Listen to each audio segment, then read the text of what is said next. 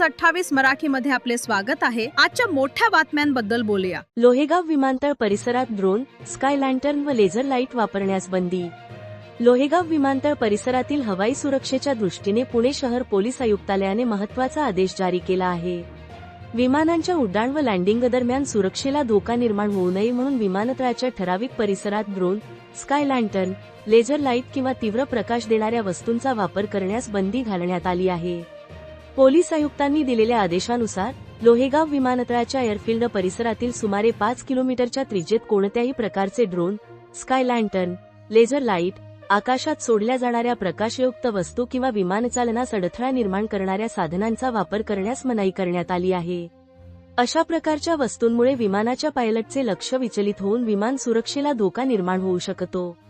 त्यामुळे नागरिकांनी सार्वजनिक कार्यक्रम, उत्सव किंवा इतर कारणांसाठी अशा वस्तूंचा वापर टाळावा, असे आवाहनही पोलिसांनी केले आहे।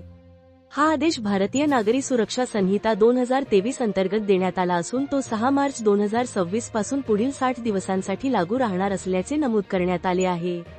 आदेशाचे उल्लंघन केल्यास संबंधित व्यक्तींवर कायदेशीर कारवाई करण्यात येईल, असा इशाराही पोलीस प्रशासनाने दिला आहे।